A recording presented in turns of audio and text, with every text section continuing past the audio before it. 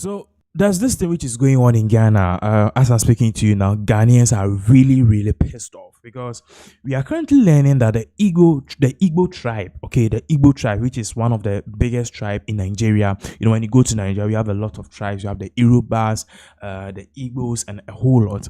But then these tribes, we know that they are basically based in Nigeria. But none of us thought that these particular tribes were destined to come to Ghana. So there's this thing which is going on social media, and currently Ghanaians, especially the Ashantis, the Gans, and various tribes, are saying that we need to petition, the President of the Republic of Ghana, together with the National House of Chiefs, and also Otumfour was said to happen to be the Ashanti king, or Otumfour was said to happen to be the Ashanti king or the Ashanti chief, is also poised to step inside to make sure that this does not happen. So what is really going on now? When you come to Ghana currently, there is a self-acclaimed Igbo chief, who has acquired over 50 acres of land at Ningo Pram.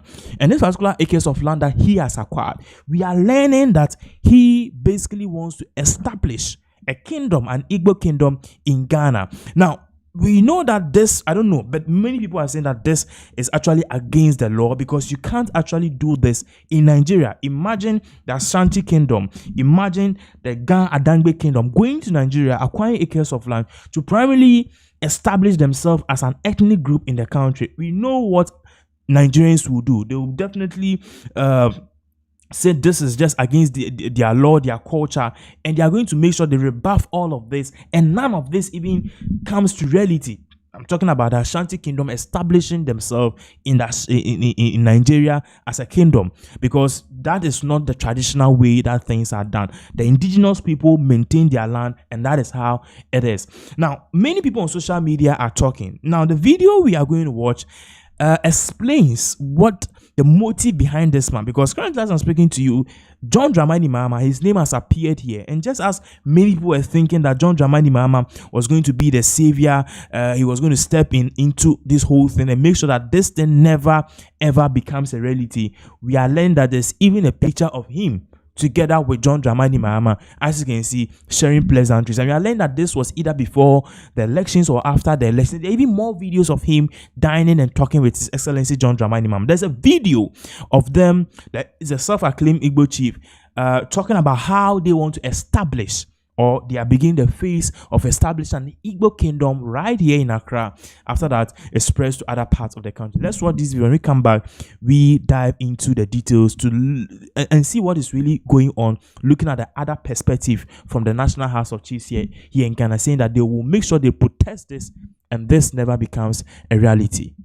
Igbo has got a very rich culture that must be encouraged. He believes the past and present leaders from Igbo as a nation from the Nigerian state deserves more. The father of all projects on his mind is the establishment of the first Igbo town in Ghana, and of course, the first in the world. If you look around the world, apart from in Virginia, they have Igbo village in Virginia. They created it by putting the antiques, the antiquities of Igbo there. You can come there, kind of archive of Igbo. But I'm creating Igbo village, which has never happened in the history of the world among the Igbos in the world. As I'm talking to you, I've acquired 50 acres of land, that is 250 plus of land along the Flower Road, that is at Old Ningo area. Along that road, it's right on the road. I acquired 250 plus of land. My reason of acquiring this land is to build Igbo village in Ghana. I call it Amandi Igbo in Ghana. We'll build a village where we're going to build the palace of Igbo there, a huge palace. We'll build Igbo town hall there with about 2,000 capacity chairs and 100 rooms guest house. The essence of this guest house is most of the times our governors and our Igbo great leaders do come to Ghana. They always go with their entourage. If they come to Ghana, their entourage will see where they will lodge for free of charge, maybe for a day or two. Most of their visits, it doesn't take more than 48 hours or 24 hours. They stay there free of charge, and they know that, yes, this is what they have benefited from the Igbos living in Ghana. Again, our people that have accommodation problem and all that will come get there at least for 2 or 3 days before they can get a out of the country, or those that come into the country in one way or the other will have accommodation of 100 rooms guest house. We will also, in the palace of the Igbo, we will also have apartment there for special guests like governors and ministers, and in future I know that we the Igbos will provide president in Nigeria, and I know that the president that will rule Nigeria at time to come must be an Igbo man, and one day by the special grace of God he also going to be part of those that are going to lodge at the guest house there in Igbo village. In that Igbo village, my good brother, what I want to do there is we'll create streets there. We'll create streets that will represent the names of the ancient Igbos. We'll create the streets that will bear the name of Sambakwe Street. That's the ex-governor of Imo State. We'll create a street that will bear the name of Dr. Nnamdi Azikiwe, the first president of Nigeria. We'll create a street that will bear the name of Nzogo. We'll create a street that will bear, of course, the name of my father also, Zemaladi Henetu. And all the great Igbo leaders that they have gone, and those are present, will create streets in their name that will represent them in Igbo village in Ghana. And this Igbo village in Ghana, every Igbo man all over the world have right to come there and buy property. Either you want a plot of land or 2 plots of land to build your dream house. We're also going to build tall buildings of maybe 6th floor or 7th floor. We'll sell them flat by flat, and we will have a single entrance in this Igbo village. When you come in there, you know you're coming into Igbo village in Ghana. From there, Igbos will expand. We will build markets there. Igbo market will represent there. Igbo school will be built there. We will create transport section there also. We will create what we call Ezigbo garden. In Igbo language, you call it Mbala Ezigbo. Ezigbo garden meaning where we create about 4 plots of land. We use 4 plots of land for that, for Ezigbo garden, where we're gonna plant yam, plant all the trees, all the leaves you can get in Igbo land. Okwa, ube, akubeke, mtoroba, oha, we're gonna also plant yam there. We'll plant ube there. We'll plant all these things so that at the time of New Year Festival of Ezigbo, we'll go to the Mbala there. We'll go to the garden there to get our New Year Festival. In there, you see that yes, that's the. So basically, this is exactly what is really going on, and it has definitely pissed a lot of Ghanaians. Now, there is also a video that I'll be watching shortly. This particular self-acclaimed Igbo chief, because even some Igbos in Ghana are saying that we don't know this man. No one ordained him as a chief. He's not a chief of any tribe. Igbos are well represented in Nigeria, and they've not designated anyone to be their head, their king, or even their chief to head any Igbo tribe or the Igbo people here in Ghana. So here is this particular man speaking with the current president of the Republic of Ghana. Now, as I'm saying, there has been a petition, okay, and this is just one of the petitions before we take a look at the other video. This particular petition details what people are saying and how people are not really happy. But before we read this particular petition, let's take a look at this particular report or this particular screenshot. Now, on your screens, what you are seeing is it reads, Eze Chukwuzi Inatu from Nigeria has been in Ghana for decades and is establishing an Igbo kingdom in Ghana with sub-chiefs in every region and district. Ghanaians should stop this man because very soon his people will be fighting with us over land, property, and power. So basically, the Ghanaian people of this assertion that this is not right.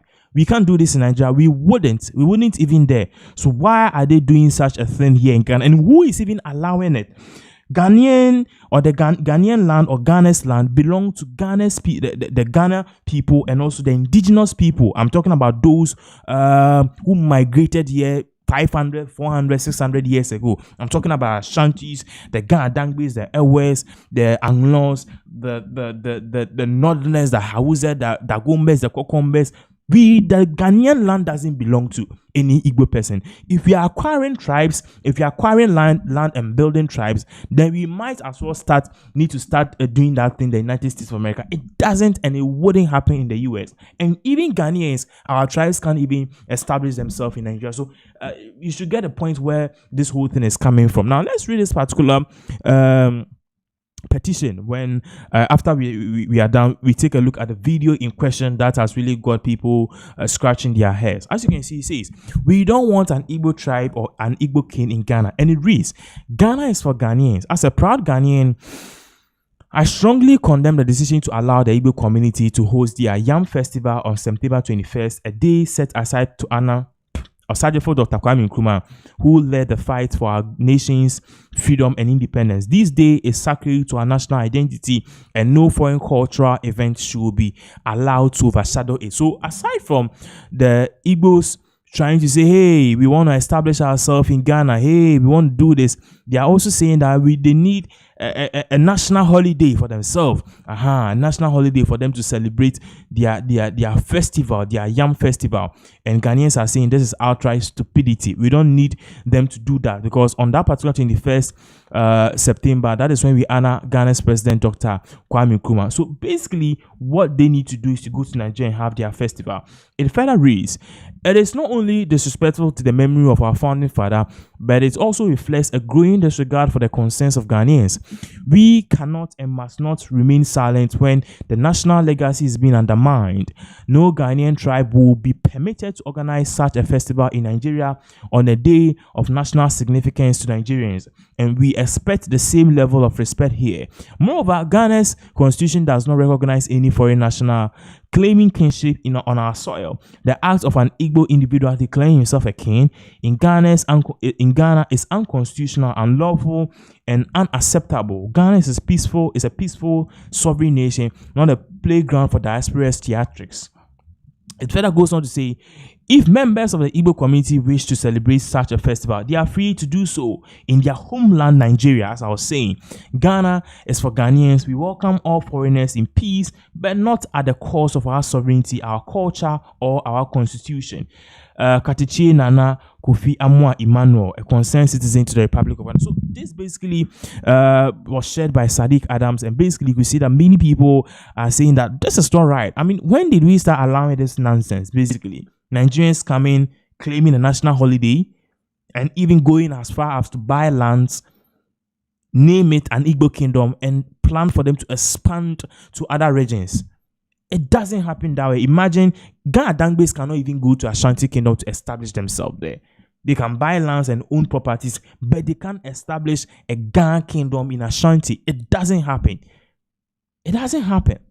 Now, let's watch this video of this particular conversation that this self-acclaimed Igbo chief was making certain pronouncements, Ghanaians, which has pissed off Ghanaians more, saying that this basically should not even be happening in the first place. And looking at you as an Igbo king, that means you stand solely for the people of the Igbo land. Do you allow other tribes from other places like Nigeria and other places right here in Ghana to come to you for assistance just in case they need any? Yeah, Jesus is the savior of the world, but he started from Israel. So the tribe that made me to sit where I am today is the Igbo tribe. Yeah. But remember that I'm a Nigerian. Igbo is inside Nigeria. Yeah. And every Nigerian, every Igbo man will believe so much in ourselves.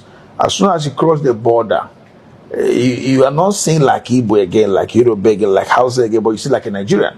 So the throne of the diasporan Igbo throne in Ghana is protecting Igbos, defending Igbos, projecting Igbos, defending Nigerians, projecting Nigerians, and all tribes in Nigeria.